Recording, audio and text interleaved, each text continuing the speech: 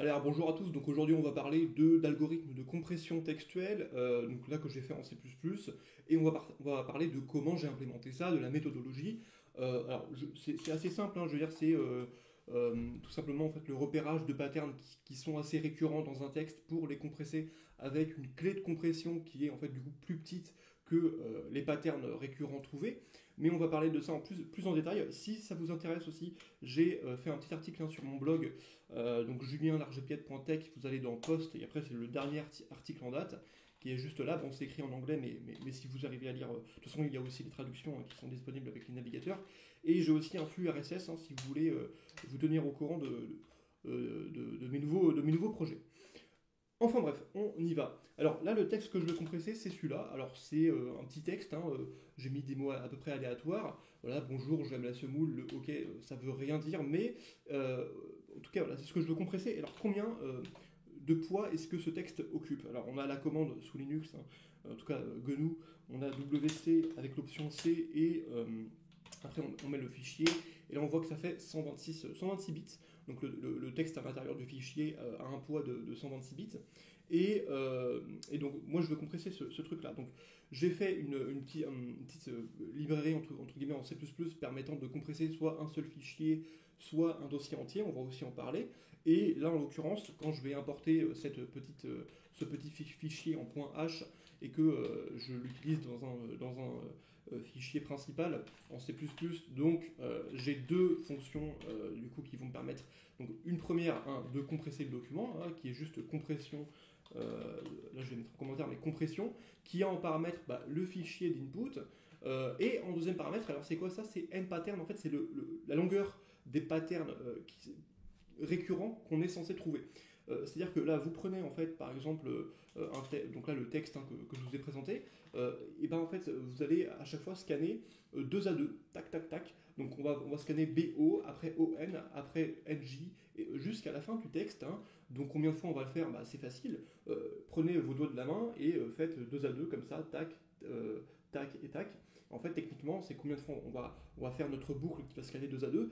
C'est n représentant le nombre de lettres dans le texte, n moins la longueur en fait, du pattern qu'on est censé récurrent qu'on est censé trouver, ou des patterns, hein, vous allez voir après avec les niveaux de compression, et moins 1 en fait. Donc si j'ai un texte de 10 000 mots, et que je veux trouver des patterns récurrents de taille 2, alors la boucle en fait elle va prendre du coup 9999, elle va itérer 9999 fois. Donc plus vous prenez un pattern qui est grand, aussi statistiquement vous aurez moins de chances de trouver des récurrences. Évidemment, si je prends le pattern OUN, j'aurai moins de chances de le trouver que le pattern OU dans le même texte. Hein. On est d'accord là-dessus. Sauf que dans les patterns que j'aurais trouvés dans OU, alors oui, il y a une histoire de clé de compression. Une histoire de clé de compression. C'est-à-dire que les patterns récurrents, en fait, ils vont être compressés en des patterns associés. Donc moi, j'appelle ça des clés de compression, en fait, qui, pour avoir du coup un taux de compression assez sympa, vont être de taille inférieure au pattern récurrent trouvé. Hein. Le pattern OU, par exemple, hein, si je le croise plusieurs fois, ce serait sympathique de l'associer avec une clé de compression de taille inférieure, comme X.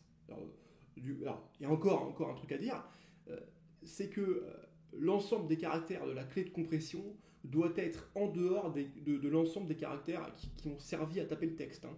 Parce que sinon, si j'associe OU à X, en fait, lors de la décompression, quand je vais rencontrer un X, je ne saurais pas si c'est une clé de compression légitime ou si c'est juste en fait un X qui a un sens dans le texte tapé. Donc le truc, voilà, c'est de prendre des caractères peu communs. Alors moi, j'ai vraiment fait une sorte de preuve de concept, hein, donc j'ai pas fait forcément un truc qui est utilisable, donc j'ai travaillé sur la table ASCII, hein, donc il n'y a pas beaucoup de caractères, et j'ai pris des symboles. Alors les symboles que j'ai pris pour la compression, c'est à peu près, je trouve, les moins utilisés dans la table ASCII, mais en tout cas, vous pouvez un petit peu élargir. Voilà, j'ai pris ces symboles-là, donc le chapeau, les signes inférieurs et supérieurs, le dollar, le truc, etc.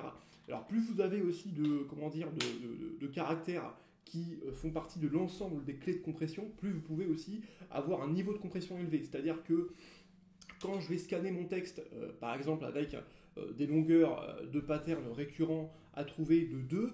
Donc je vais en avoir quand même pas mal parce que je peux trouver ON qui va se répéter plusieurs fois, en tout cas plus que ONB par exemple, hein, ou ONJ.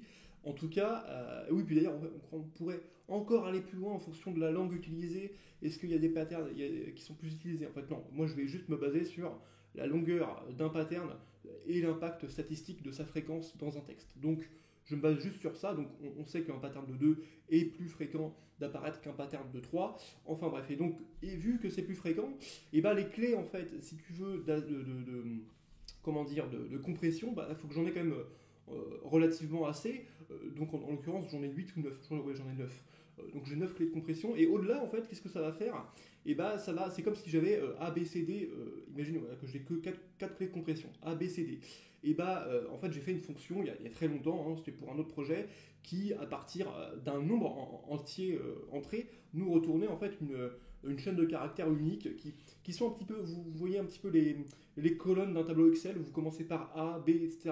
Et quand vous allez à Z, et ben vous allez avoir AA. Après, vous allez avoir AB, AC, etc. Et encore après, vers 676, sur 26 plus 26 au carré, du coup, le nombre de colonnes, vous aurez AAA, après AAB, etc. Vous aurez après Z, BE, etc. Tu vois. Donc, un entier unique en entrée, positif, hein, et ça vous ressort en fait une chaîne de caractères unique, la plus petite qu'elle soit, en sortie. Et donc on voit bien évidemment que si on réfléchit un petit peu, et ben, si on a un pattern qui est égal à 2, mais qu'on met donc le niveau de compression, en fait ça va être le nombre de patterns les plus récurrents que je vais prendre en compte pour associer des clés de compression en fait. Par exemple, je peux avoir 4 patterns récurrents dans un texte, et techniquement, dans un texte de 10 000 mots, j'ai 9999 patterns de 2.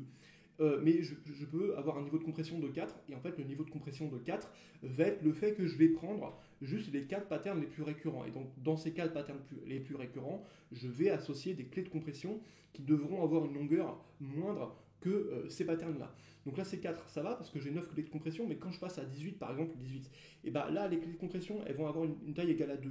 Et si elles ont une taille égale à 2, et bah là le problème c'est que ma clé de compression elle ne sert plus à rien parce qu'elle a une taille qui est autant égale que le pattern à compresser. Donc c'est pas terrible. Donc si on prenait par exemple des patterns qui sont égaux à 3, donc j'aurais moins de chance en tout cas d'en trouver des récurrents, tu vois, des vrais récurrents, mais dans l'ensemble des patterns récurrents en tout cas, et ben je pourrais avoir un niveau de compression plus élevé parce que tout simplement j'ai plus de combinaisons de patterns de compression à avoir, si tu veux, pour les patterns de compression. Et donc les combinaisons des patterns en fait vont être au début égales à 1, donc si j'en ai 9, moi j'en ai 9, mais après j'ai aussi 9 puissance 2 du coup, donc ça fait 9, et après ça fait plus, du coup 81, et donc déjà ça me renvoie à 90, au moins un niveau de compression de 90, et tu vois que je peux avoir pour avoir, si tu veux, pour compresser de manière efficace des patterns de taille 3. Donc c'est déjà le truc. Bon, alors là j'ai parlé un peu théorique, mais on va y aller. Donc ça c'est le fichier à compresser, tac tac tac. Ça c'était, alors on va voir le test.cpp du coup. Donc c'est pour ça, voilà, vous avez input file, donc le fichier à compresser. Ensuite npattern, donc c'est la taille des patterns récurrents à trouver. Ensuite vous avez kfile. Alors c'est quoi kfile? C'est juste en fait le fichier qui se verra stocker les clés de compression. Il y a un petit tips là-dessus aussi à voir. Voilà. Donc, par exemple, le fichier K, en fait, donc là, vous voyez que, alors attendez, c'est pas le bon, on va justement run ça. Donc on va compiler ça tout de suite. Hein. Test.cpp, et on y va. Voilà. Donc là, le fichier K, il est juste là. Donc j'ai mis un niveau de compression, là, vous voyez, level égale 3. Donc on va prendre en fait les 3 patterns les plus récurrents. Donc on a aussi 3 clés du coup de compression associées, hein, évidemment. Et après, donc voilà, le level de compression et outfile, en fait, donc c'est là où vous allez mettre le fichier compressé. Et donc le fichier compressé. Et le fichier compressé s'appelle compressed test file. Donc il ressemble à ça. Du coup, là, je vais un petit peu peut-être zoomer.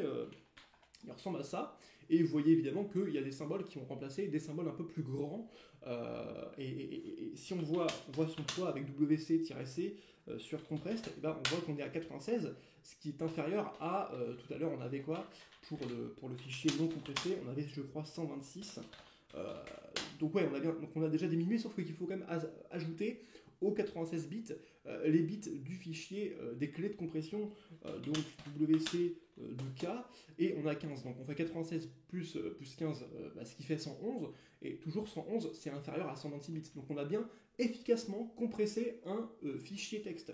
Donc ça c'est assez sympa. Le truc du coup que je voulais vous parler là par rapport au fichier qui comporte les clés de compression, j'aurais pu par exemple tranquillement dans les clés de compression en fait faire si tu veux la clé de compression après un séparateur et le symbole qui compresse. Alors déjà, juste avant de vous parler de ça, évidemment, les clés de compression, c'est la plus fréquente en haut et la moins fréquente en bas. Du coup, quand je vais décompresser, donc là, on va décompresser tout de suite, là. Donc dans décompression, on prend le fichier qui a été compressé, le fichier qui comporte les clés de compression et le fichier qui va être décompressé, en gros, le nom qu'on va sortir qui comportera le fichier décompressé. Donc tout à l'heure, j'ai run ça en exécutant le fichier. Donc le fichier s'appelle testfile.txt, donc après pré-test, hein, et on voit testfile. On voit bien que c'est le même, là, celui-là, c'est exactement le même. Le poids, par exemple, est le même. Voilà, 126 bits que pré-testfile, hein, pré-testfile, donc le fichier qu'on voulait compresser avant, hein, vous voyez que c'est exactement le même. Donc on a efficacement compressé et décompressé le même fichier. Donc ça c'est assez intéressant. Et donc oui, je repars là sur le fichier comportant les clés de compression, donc les moins fréquentes en bas, les plus fréquentes en haut. Donc quand je vais décompresser, je vais déjà je vais déjà lire, si tu veux, la clé en bas, et en remontant, pour ensuite décompresser. Donc, c'est-à-dire que je vais du coup tout simplement remplacer le symbole de la clé de compression par le vrai contenu. Ensuite, je vais faire pareil. Pourquoi? Parce que vous voyez bien que là, dans le fichier K, attends, je vais un petit peu augmenter, là, voilà. Et ben là, vous avez ça donc, qui correspond à BON, ok, super. Ça qui correspond à MOU, et ça qui correspond à ça, ok. Mais des fois, pourrait aussi y avoir, si tu veux, un symbole, là, celui-là qui correspond à un autre symbole de clé de compression, un autre symbole de clé de compression un peu plus fréquent. Donc c'est pour ça que je lis d'en bas à en haut. Enfin bref. Et le truc que je voulais aussi parler tout à l'heure, c'est que j'aurais très bien pu mettre un séparateur, en fait, si tu veux, qui va séparer la clé de compression et son vrai contenu, mais j'ai choisi de pas le mettre. Pourquoi? Parce que déjà, un caractère qui est le séparateur, ça prend du poids en plus, donc c'est pas très efficace, mais aussi parce qu'il y a un truc assez simple, c'est-à-dire que je sais que j'ai 9 clés de compression, et donc qu'au-delà de 9 trucs, et je sais que ma clé de compression va être de plus 1. Tu vois, au début, j'en ai 9, donc je sais que ma clé de compression, c'est juste le premier caractère. Ensuite, si j'en ai plus, je vais à 10, et 10, c'est quoi? C'est au-dessus de 9 puissance 1, donc hop, je sais que ma clé de compression va être à 2, jusqu'à la ligne, du coup, 81 plus 9, donc 9 puissance 1 plus 9 puissance 2, où j'ai 90, et là, ça va être après puissance 3, parce qu'on aura épuisé toutes les combinaisons de clés de compression possibles, etc., etc. Donc, tu vois, en fait, techniquement, il n'y a pas besoin de séparateur, si tu veux, pour aller optimiser encore la compression. Donc ok. Donc maintenant, qu'est-ce qui se passe avec les compressions de dossiers? Et c'est à peu près la même chose. C'est juste que déjà, il faudra un moyen. Alors, moi, j'avais un petit peu implémenté l'algorithme, vous savez, tri là. Comme sur Windows, hein, vous faites un tri test-dir. En fait, ça vous liste récursivement tous les fichiers que comporte un dossier, donc même les fichiers qui sont compris dans des sous-dossiers, de sous-dossiers, etc. Et donc, il faudra faire ça. Et quand vous allez, en fait, si vous voulez compresser votre dossier, ça sera la même chose. C'est juste qu'il faudra inclure un autre caractère en plus qui va séparer, en fait, si tu veux, chaque fichier, qui va être, moi je choisis, alors, attendez, tu vois, je vais run là, avec la compression de dossier. Donc là, je vais compresser, en fait, je crois que je vais compresser test dir, hein. Alors, on va voir ça. Voilà, ouais, c'est bien ça, c'est test dir. Hop, et donc on va compiler ça. Tac. et on y va. Et donc là, le fichier test d'hier, enfin, le dossier, il a tout ça, quoi, tu vois. Et je lui ai mis en sortie, là, vous voyez, out, là, out décompression. Donc, dans out décompression, on a tout ça. Alors, je peux même refaire, là, je vais rm, rf, out décompression et test dir. Et là, je vais run le programme pour vous montrer que ça a bien apparu, quoi. Donc, on y va. Et puis là, voilà, j'ai bien test dir dans out compression. Et dans ce test dir, qu'est-ce qu'on a? On retrouve bien les mêmes fichiers avec les mêmes contenus, si vous voulez, que... putain, voilà, c'est un petit peu là. Je vais augmenter, parce que sur YouTube, il y a la barre de merde. Alors, 4, c'est out décompression, test dir, oui, par exemple, oui2.txt, on a bien ça, hein, voilà. Pareil pour oui, on a bien ça, et c'est les mêmes qu'on retrouve exactement dans juste, en fait, test dir, c'est la même chose, hein, même test dir, si tu veux, test -a, qui est un sous-dossier. Alors attendez, j'ai mal écrit. Alors c'est a.txt, je crois. Voilà. Là c'est le même que on retrouve dans le fichier, le dossier de décompression. Donc voilà, vous l'aurez compris de toute façon. Et le fichier par contre de compression, c'est le même, hein, il est juste là. Donc là, il y a quand même plus de volume évidemment, hein, mais vous voyez que là j'ai rajouté des symboles spéciaux qui sont les petites étoiles, là, le symbole de multiplication pour à chaque fois séparer un dossier, un fichier d'un autre fichier. Donc aussi ce que j'ai fait, c'est mettre dans le fichier des clés de compression, évidemment, tous les fichiers que je devrais créer moi-même lors de la décompression. Tu vois, là j'ai mis au début, on retrouve bien les clés de décompression, il y en a 3 à chaque fois parce que j'ai gardé le niveau 3, et là à chaque fois le petit symbole multiplication, quoi, qui va séparer. Des fois je le trouve là, pourquoi? Ça veut dire en fait que le fichier est vide, mais je dois toujours le créer, et à la fin de tout, j'ai tous les fichiers que je dois créer, et donc il faudra bien que je repère évidemment les nouveaux dossiers, les sous-dossiers, etc., que je devrais créer. Et donc ça, pour avoir ce truc-là, il faut déjà que dans la compression, évidemment, je liste récursivement tous les dossiers qu'il y a dans le dossier à compresser. Alors voilà, donc là vous avez toutes les clés en main pour, si vous voulez, réimplémenter ces algorithmes de compression textuelle, même en l'améliorant évidemment. Il y a plein de choses, hein, pour l'améliorer. Par exemple, pour des cas précis, comme je disais tout à l'heure, la langue française, il y a sûrement des CSV qui traînent, des patterns les plus récurrents, de longueur 2, de longueur 3, qui sont les plus récurrents utilisés dans la langue française ou dans la langue anglaise, des trucs comme ça. Donc il y a plein de choses à améliorer. Et puis si vous avez des suggestions aussi à me donner, faites-les dans le commentaire, il n'y a aucun problème. Merci à vous, et puis bonne journée. Hop.